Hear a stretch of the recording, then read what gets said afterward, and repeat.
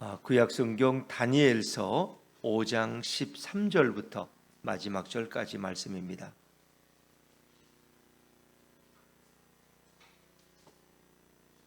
구약성경 1240쪽 다니엘서 5장 13절부터 31절까지 말씀입니다. 다니엘서 5장 13절부터 저와 여러분이 한 절씩 교독하겠습니다. 이에 다니엘이 부름을 받아 왕의 앞에 나오매 왕이 다니엘에게 말하되 내가 나의 부왕이 유다에서 사로잡아온 유다 자손 중에 그 다니엘이냐? 내가 내게 대하여 들은즉 내 안에는 신들의 영이 있으므로 내가 명철과 총명과 비상한 지혜가 있다 하도다. 지금 여러 지혜자와 술객을 내 앞에 불러다가 그들에게 이 글을 읽고 그 해석을 내게 알게 하라 하였으나 그들이 다 그 해석을 내게 보이지 못하였느니라. 내게 대하여 들은즉 너는 해석을 잘하고 의문을 푼다 하도다. 그런즉 이제 내가 이 글을 읽고 그 해석을 내게 알려주면 내게 자주색 옷을 입히고 금 사슬을 내 목에 걸어주어 너를 나라의 셋째 통치자로 삼으리라 하니 다니엘이 왕에게 대답하여 이르되 왕의 예물은 왕이 친히 가지시며 왕의 상급은 다른 사람에게 주옵소서. 그럴지라도 내가 왕을 위하여 이 글을 읽으며 그 해석을 아뢰리이다. 왕이여 지극히 높으신 하나님이 왕에 붙인 느부갓네살에게 나라와 큰 권세와 영광과 위엄을 주셨고 그에게 큰 권세를 주셨으므로 백성들과 나라들과 언어가 다른 모든 사람들이 그의 앞에서 떨며 두려워하였으며 그는 임의로 죽이며 임의로 살리며 임의로 높이며 임의로 낮추었더니 그가 마음이 높아지며 뜻이 완악하여 교만을 행함으로 그의 왕위가 패한 바 되며 그의 영광을 빼앗기고 사람 중에서 쫓겨나서 그의 마음이 들짐승의 마음과 같았고 또 들나귀와 함께 살며 또 소처럼 풀을 먹으며 그의 몸이 하늘 이슬에 젖었으며 지극히 높으신 하나님이 사람 나라를 다스리시며 자기의 뜻대로 누구든지 그 자리에 세우시는 줄을 알기에 이르렀나이다. 벨사살이여 왕은 그의 아들이 되어서 이것을 다 알고도 아직도 마음을 낮추지 아니하고 도리어 자신을 하늘의 주제보다 높이며 그의 성전 그릇을 왕 앞으로 가져다가 왕과 귀족들과 왕후들과 후궁들이 다 그것으로 술을 마시고 왕이 또 보지도 듣지도 알지도 못하는 금, 은, 구리, 새와 나무, 돌로 만든 신상들을 찬양하고 도리어 왕의 호흡을 주장하시고 왕의 모든 길을 작정하시는 하나님께는 영광을 돌리지 아니한지라. 이러므로 그의 앞에서 이 손가락이 나와서 이 글을 기록하였나이다. 기록된 글자는 이것이니 곧 메네 데겔 우바르시니라. 그 글을 해석하건대 메네는 하나님이 이미 왕의 나라의 시대를 세워서 그것을 끝나게 하셨다 하며 데겔은 왕을 저울에 달아보니 부족함이 보였다 하며 베레스는 왕의 나라가 나뉘어서 메대와 바사 사람에게 준 바 되었다 함이니이다 하니 이에 벨사살이 명하여 그들이 다니엘에게 자주색 옷을 입히게 하며 금 사슬을 그의 목에 걸어주고 그를 위하여 조서를 내려 나라의 셋째 통치자로 삼으니라. 그날 밤에 갈대아 왕 벨사살이 죽임을 당하였고 메대 사람 다리오가 나라를 얻었는데 그때의 다리오는 62세였더라. 아멘. 할렐루야. 네, 주님의 은혜가 우리 모두에게 함께하기를 간절히 바랍니다. 다니엘서 5장의 앞부분에서는 느부갓네살 왕의 뒤를 이어서 왕이 된 벨사살이 큰 잔치를 베풀어서 귀족 1,000명을 초청하고 그리고 그 잔치가 무르익어 갈 때 다른 사람들의 요구를 들어서 예루살렘 성전에서 가져온 은기명 그 금그릇을 가져다가 술잔으로 사용하게 되었다는 거죠. 자, 그럴 때 그리고 나서 그들은 그들의 우상 금과 은과 구리, 쇠, 나무로 돌로 만든 우상들을 찬양하면서 하나님을 모독하고 그리고 하나님 앞에서 교만함을 드러냈죠. 그때 사람의 손가락이 벽에 나타나서 그 왕궁 촛대 맞은편 석회벽에 글자를 썼다는 거죠. 그 글자를 보고 놀란 거예요. 아니, 사람은 없는데 손가락이 나와서 벽에다 글씨를 썼다. 이 기막힐 일이죠.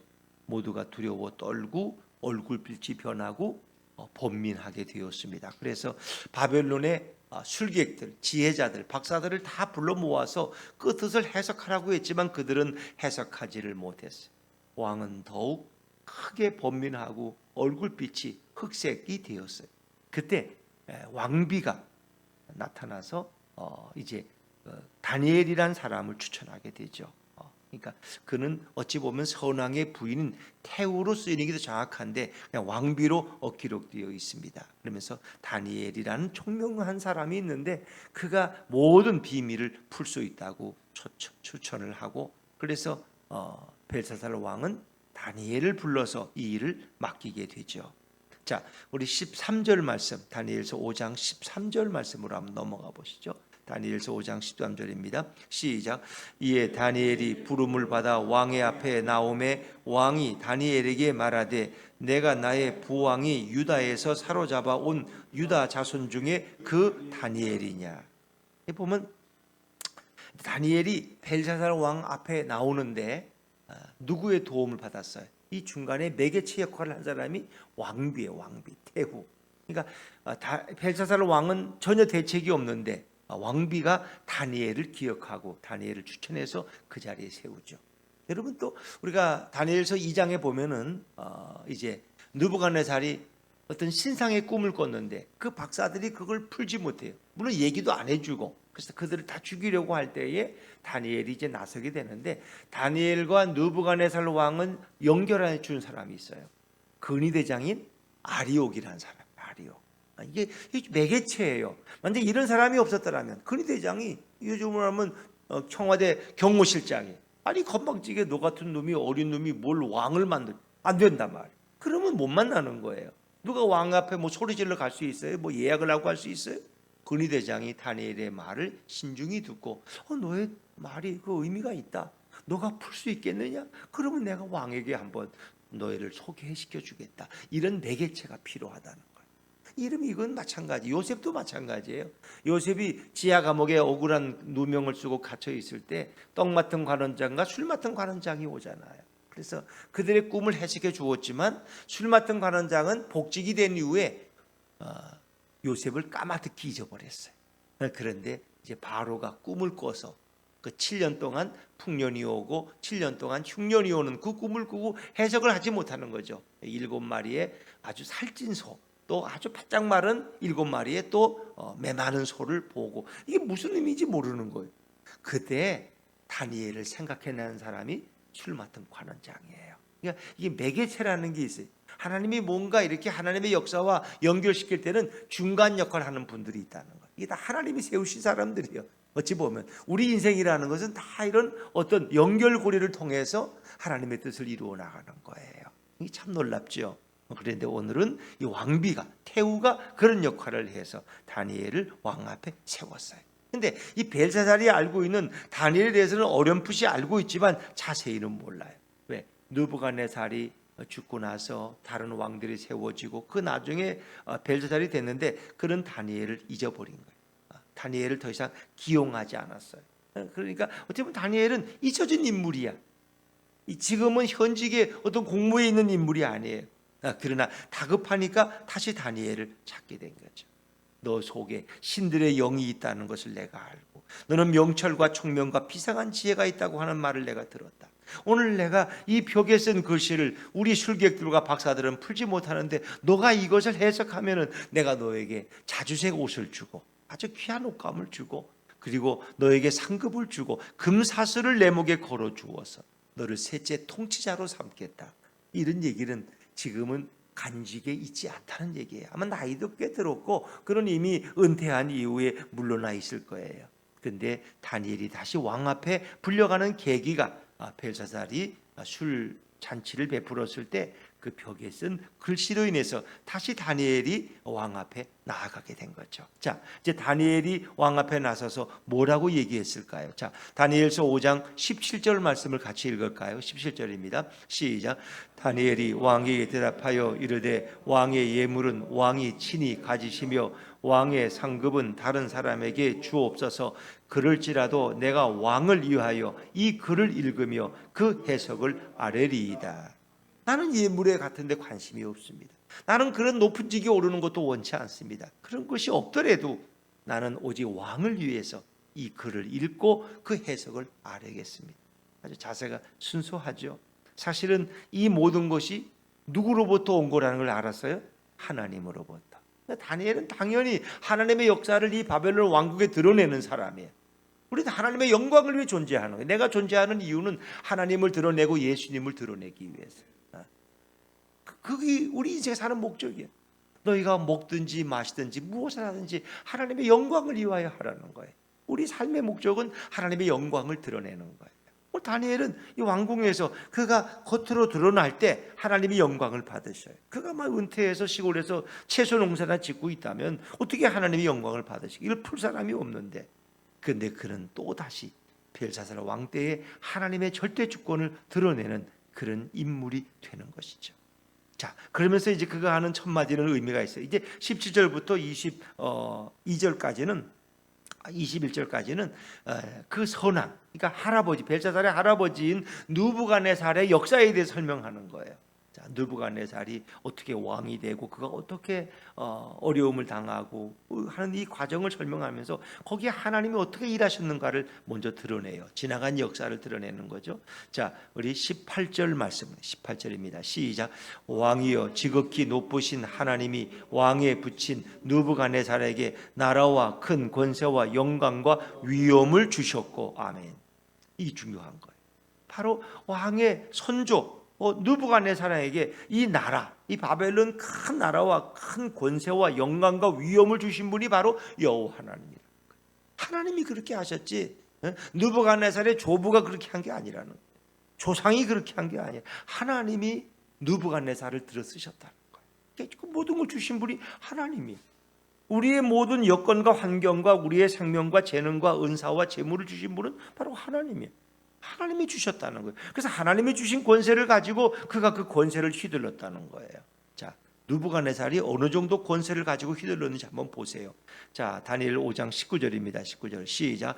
그에게 큰 권세를 주셨으므로 백성들과 나라들과 언어가 다른 모든 사람들이 그의 앞에서 떨며 두려워하였으며 그는 임으로 죽이며 임으로 살리며 임으로 높이며 임으로 낮추었더니. 그렇죠. 이 모든 권세가 하나님으로부터 온 권세라는 거예요. 왕이나 대통령이나 마찬가지예요. 어찌 보면 대통령이나 왕도 하나님이 허락하지 않으면 안 되는 거예요. 그가 아무리 악한 대통령이고 악한 왕일지라도 하나님이 허락하셨기 때문에 그 자리에 있는 거예요. 그 자리에. 그러나 하나님이 그를 못마땅하게 여기시면 언제든지 갈아치우시죠. 그에게 큰 권세를 주셨으므로 백성들과 나라들과 언어가 다른 모든 사람들, 이것은 여러 민족들, 여러 나라들, 여러 방언을 가진 사람들이 다 느부갓네살 앞에서 떨며 두려워했다는 거예요. 그가 절대 권위자니까. 그 대제국의 왕인데 그 앞에 떨지 않을 사가 누가 있어요. 그 느부갓네살은 임으로 죽이며 임으로 살리며, 임이라는 건 자기 마음대로 사람을 살리기도 하고 죽이기도 하고 높이기도 하고 낮추기도 하고. 대통령이 그런 권세가 있잖아요. 내가 세우고 싶은 사람 국무총리 세우고, 내가 세우고 싶은 사람 장관을 세우고 그러는 거죠. 그러니까 이런 권세가 하나님으로부터 느부갓네살에게 주어졌다는 거예요. 근데 느부갓네살은 여기에 대해서 그가 교만했고 하나님으로부터 왔다는 것을 잠시 잊어버렸어요. 이제 그래서 그가 결국 그 왕직에서 쫓겨나게 된다는 거죠. 20절 말씀을 제가 읽죠.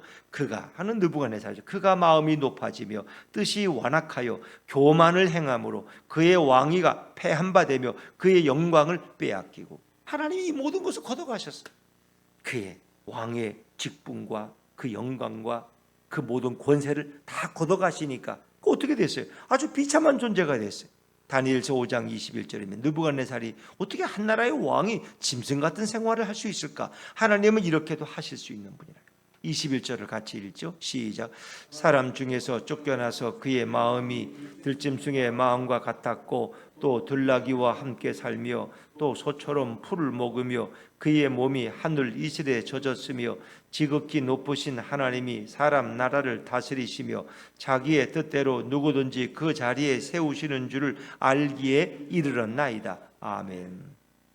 이렇게 짐승처럼 이슬을 맞으며 생활하고 소처럼 풀을 뜯어 먹으면서 그가 깨달은 게 있어요. 이 모든 세상 나라는 하나님이 다스리시는구나. 인간의 나라는 하나님이 통치하시는구나. 그걸 깨달았어요. 그리고 하나님은 당신의 뜻대로 누구든지 그 나라를 주기도 하고 뺏기도 하시고 그를 왕에 세우기도 하시고 걷어가시도 하는 분이 바로 여호와 하나님이구나.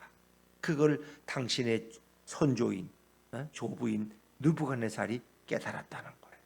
그 깨닫기까지 그런 삶을 살았어요. 자, 그런데 오늘 이제 중요한 것은 벨사살이에요. 당신은 뭐라고 말씀할까요? 자, 22절입니다. 시작. 벨사살 왕이여, 왕은 그의 아들이 되어서 이것을 다 알고도 아직도 마음을 낮추지 아니하고. 그의 아들, 느부갓네살의 아들이라는 건 이제 친아들이라기보다는 손자가 되는 거죠. 이제 보면 역사적으로 보면 그런 그의 후손이 되어서도 이것을 다 알고도, 이것을 안다는 것은 당신도 아버지에 대한 전력을 알고 하나님의 역사를 알면서도 아직도 마음을 낮추지 아니야. 전혀 하나님을 모르는 게 아니에요. 그 느부갓네살 왕 시대의 그 번성함과 그 시대의 모든 걸 알고 자기 그 할아버지 느부갓네살이 어떤 일을 당했는지 그건 알고 있어요. 그런데도 그는 알면서도 마음을 낮추지 않는다. 그건 알면서 고의로 하지 않는 것은 뭐예요? 거역죄예요. 고의적인 죄는 더 무섭다는 거 아시죠? 몰라서 실수한 거와 알고도 그렇게 행한 것은 차이가 달라요. 그런 고의적으로 당신은 하나님을 부인하고 거절하고 교만을 행했다는 거예요. 그래서 그의 죄의 목록을 쭉 열거하고 있으면 다니엘이 감히 왕 앞에서 왕의 잘못을 아주 예리하게 지적하고 있죠. 그게 23절이에요. 23절 말씀을 천천히 한번 읽어볼까요? 시작. 도리어 자신을 하늘의 주제보다 높이며 그의 성전 그릇을 왕 앞으로 가져다가 왕과 귀족들과 왕후들과 후궁들이 다 그곳으로 술을 마시고 왕이 또 보지도 듣지도 알지도 못하는 금, 은, 구리, 새와 나무, 돌로 만든 신상들을 찬양하고 도리어 왕의 호흡을 주장하시고 왕의 모든 길을 작정하시는 하나님께는 영광을 돌리지 아니한지라. 아멘. 벨사살의 잘못은 하나님께 영광을 돌리지 아니한 거예요. 그 하나님이 누구냐? 당신의 생명을 왕의 호흡을 주장한다는 건 당신의 생명줄을 쥐고 있는 그리고 왕의 모든 길을 예비하고 작정하시는 하나님께는 영광을 돌리지 아니했다. 그러면서 당신은 하나님보다 자신을 더 높였고 하나님의 성전에서 가져온 그 은기명으로 술그릇을 하게 만들었고 그리고 우상에 숭배했고 금과 은과 새와 돌로 만든 금 시상들 앞에 당신은 찬양하며 절했고 그리고 당신의 생명을 붙들고 있는 하나님 앞에는 영광을 돌리지 아니했다. 이게 이제 벨사살에 대한 교만의 목록이고 죄의 목록이. 사람이 교만하면 하나님을 무시하게 돼 있어요. 하나님의 뜻을 거역해. 그리고 자기에게 영광을 돌리고 엉뚱한 우상에게 가서 절하고 그리고 이 모든 생명을 붙들고 계신 하나님을 알지 못해서 결국 죽을 구덩이를 파게 되는 거죠. 그래서 24절에 이러므로 그의 앞에서 이 손가락이 나와서 이 글을 기록했다. 당신의 그 교만함과 죄의 목록을 하나님이 기록했다. 그래서 당신의 운명이 이 글자에 있다는 거죠. 자, 우리 25절 말씀, 25절 시작. 기록된 글자는 이것이니 곧 메네 데겔 우바르시니라. 메네 데겔 우바르시니라. 그러면서 이제 그 의미를 설명해 줘요. 친절하게. 26절을 제가 읽을게요. 그 글을 해석하건대 메네는 하나님이 이미 왕의 나라의 시대를 세워서 그것을 끝나게 하셨다 하며. 메네 두 번 반복되는 거 강조되는 거죠. 그것은 세다 또 끝나다 그런 의미가 있는데 이미 다 하나님이 계수하셔서 당신이 얼마나 왕위에 있었는지 그것을 다 계산하셔서 당신의 왕위가 끝나게 하셨다는 거예요. 당신의 인생은 종쳤다는 거예요. 메네 그렇죠? 세어다 하는 그런 의미. 그 다음에 27절은 같이 읽어볼까요? 27절 시작. 대겔은 왕을 저울에 달아보니 부족함이 보였다 하며. 함량미달이야. 대통령이나 왕으로 함량미달이야. 공의롭지도 않고 하나님을 거역하고 우상 숭배에 빠지고 너는 이제 함량미달이야. 그래서 너는 버릴 때가 되었다는 거예요. 대개는 하나의 저울의 어떤 단위예요. 대개는 저울의 단위인데 너는 이미 함량미달 부족하다. 저울이 한쪽으로 기울었어요. 자, 그리고 28절입니다. 28절 시작. 베레스는 왕의 나라가 나뉘어서 메대와 바사 사람에게 준바되었다 함이니이다 하니. 아멘. 자, 근데 갑자기 왜 메네 데겔 우바르신인데 베레스라고 나오죠? 이제 이거는 우바르신 할 때 우자는 접속사야. 접속사는 빼버리고 이 바르신이란 용어를 생각해. 바르신. 이제 그것을 바르신을 단수 수동태 분사용으로 읽으면 베레스라는 말이 돼요. 베레스라는 그 어떤 뭐 어원의 변화가 있겠죠. 그래서 바르신을 베레스라고 이제 그들이 읽는데 그 베레스라는 뜻은 결국은 나뉘어지다 그런 뜻이에요. 나뉘어지다. 당신이 이제 당신의 시대가 끝났고 함량이 미달이기 때문에 나라를 나누어 준다는 거예요. 그래서 메대와 바사 사람에게 이 나라를 나눠 준다. 그래서 결국 이 나라가 끝난다는 얘기죠. 그래서 메대의 다리오 왕이 와서 바벨론을 통치하게 되는 것을 설명하고 있는 거죠. 베레스는 나뉘어진다. 또 어떤 주석가는 따르게 이 메네 데겔 우바르신을 한미나 한세겔 그리고 반세겔이라고 이렇게 아람어로도 읽는다고 합니다. 이 미나라는 것은 이런 화폐의 단위예요. 그래서 60세겔을 한미나라고 한미나 한세겔 그리고 반세겔. 근데 이거는 이제 화폐의 단위를 쭉 열고 하니까 이게 술객과 박사들이 이게 무슨 뜻인지 몰라. 이게 뭐 몇 킬로 몇 구랑 이게 도대체 무슨 의미야? 근데 이것은 하나님의 지혜를 가진 다니엘만이 정확하게 해석할 수 있었다는 거죠. 영감을 받은. 그래서 다니엘은 그것을 이렇게 정확하게 해석해 주었어요. 하나님의 뜻대로. 자, 이제 이렇게 해서 그 글씨가 의미가 풀려졌어요. 근데 벨사살은 약속은 지켜요. 그래서 29절에 보니까 다니엘에게 자주색 옷을 입히고 금사슬을 목에 걸어주고 그리고 그를 셋째 통치자로 삼았어요. 여기까지는 해요. 왜? 그 다니엘이 해석해 준 것이나 그 어떤 영적인 권위에 아마 벨사살은 자기 말을 어길 수 없었을 거예요. 내가 내일 죽더라도 내 약속은 지켜야지. 그래서 다니엘에게 그런 셋째 통치자로 삼았어요. 그러니까 어찌 보면 벨사살이 갑자기 죽었을 때 이 통치자의 역할은 또 매우 중요했겠죠. 자, 그래서 30절에 그날 밤에 결국은 벨사살이 죽임을 당하고 이제 다리오에게 나라가 넘어가죠. 30절 31절 같이 읽습니다. 시작. 그날 밤에 갈대아 왕 벨사살이 죽임을 당하였고 메대 사람 다리오가 나라를 얻었는데 그때의 다리오는 62세였더라. 바로 그날 밤. 그래서 하나님의 역사는 너무 정확하고 이거는 뭐 지체하지 않아요. 바로 그날 밤. 그러니까 제가 이제 배경을 설명했는데 벨사살이 통치할 때 나라의 국운이 기울었어요. 그래서 메데파사의 군인들이 이미 바벨론 왕궁을 포위하고 있었어요. 그러니까 벨사살이 제정신이 아니죠. 나라가 지금 포위된 상황에서 언제 허물일지 모르는데 잔치를 벌이고 있어. 귀족 1,000명을 모아놓고. 이게 참 어리석은 거죠. 그러니까 우리 선조 느부갓네살이 세운 이 성벽은 워낙 튼튼하고 국방은 강하기 때문에 절대 무너지지 않는다는 자만감이 가지고 있었을 거예요. 사람들은 자만감이 있어요. 세상이 다 망해도 나는 안 망할 거야. 세상이 다 그래도 나는 병도 안 걸리고 나는 영원히 살 거라고 착각에 빠져 있을지 모르. 벨사살이 어찌 보면 그런 착각의 환상 속에 빠져 있었어요. 그리고 그는 하나님을 거역하고 성전을 모독하는 일을 행하고 성전 기명으로 술을 마시고 우상을 숭배하고 하나님께 영광을 돌리지 아니한 결국 그 글씨의 예언대로 그날 밤에 죽임을 당했다고 하는 건데 역사적으로 정확한 죽음의 원인은 몰라요. 그러나 이제 아마 메대의 그 암살자들이 그 밤중에 다 술 취해 있으니까 들어와서 왕을 살해했다고 우리는 그렇게 이해합니다. 그리고 새벽이 지나고 아침이 왔을 때 나라가 바뀌었어요. 그때는 바벨론을 메대 사람 다리오가 그 나라를 통치하게 되었다는 거죠. 그리고 다리오는 어떻게 합니까? 나라의 안정을 위해서 이 훌륭한 다니엘을 그냥 국무총리로 기용하죠. 국무총리로 기용해요. 그래서 6장부터는 다리오 왕과 다니엘의 이야기가 또 시작되게 되는 거죠. 참 다니엘은 대단한 사람이에요. 왕이 바뀌는데 어떻게 국무총리가 계속 그 직위를 유지할 수 있다는 게 너무 놀랍지 않습니까? 이게 하나님의 역사예요.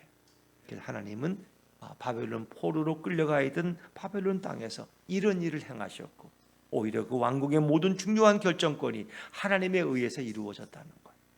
우리가 깨닫지 못하지만 하나님은 오늘도 이 역사를 통치하고 계셔요. 그럼 왜 저 하마스와 이스라엘의 전쟁을 하나님이 보고 계시냐? 그건 하나님만이 아시는 거예요. 하나님. 원래 이 팔레스타인이란 나라는 블레셋이 지배하던 그 영토 아닙니까? 그 로마 시대에 이스라엘 사람들을 예루살렘에서 다 쫓아내 버리죠. 그리고 거기에 팔레스타인이라는 이름을 붙여서 그 원래의 원주민들이 거기 살게 하는 거예요. 그러나 시오니즘 운동을 통해서 다시 이스라엘이 백성들이 다시 팔레스타인에 들어와 정착을 하게 되고, 그때부터 갈등이 일어나는 거죠. 그래서 우리는 그것을 팔레스타인과 이스라엘이 함께 동거하고 있는 것으로. 근데 이제 팔레스타인이 선거를 했는데 하마스라는 사람이 나타나서 상당한 지지를 얻었어요. 그래서 이 가자 지구는 실제적으로 하마스라는 사람이 통치하고 있어요. 근데 하마스는 굉장히 도전적이야. 이스라엘과 계속 싸우려고 그러고 계속 괴롭히는 것이 그 사람의 취미야. 이래가지고 계속 전쟁을 이렇게 무기를 준비하고 이스라엘 사람들을 납치해서 결국 전쟁을 도발시켰어요. 이게 테러 일을 한 거죠. 테러 집단이 된 거죠. 그래서 이제 이스라엘은 그 뿌리를 뽑으려고 하는데 세계의 정세라는 것은 전쟁은 우리가 반대한다. 휴전 협정을 하든지 이렇게 평화롭게 교섭하자 하지만은 이스라엘은 전쟁을 멈추지 않고 있는. 우리는 어느 쪽을 지지하거나 어느 쪽이 옳다고 말할 수가 없어요.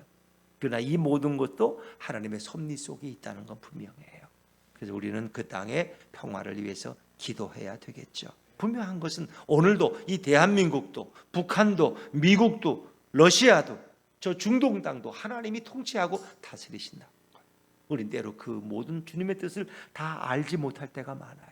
그러나 주님은 당신의 공의대로 모든 일을 이루어 가신다는 거예요. 그건 오늘 우리 개인들도 마찬가지. 우리를 다스리고 통치하시는 분이 주님이세요. 바로 예수 그리스도, 그분이 내 인생의 주인이세요. 우린 그분께 영광을 돌리고 그분의 말씀에 순종하는 것이 지혜로운 삶이에요. 오늘도 예수님과 동행하는 복된 토요일이 되시기를 주의 이름으로 축원합니다. 기도하겠습니다. 주님 감사합니다. 오늘도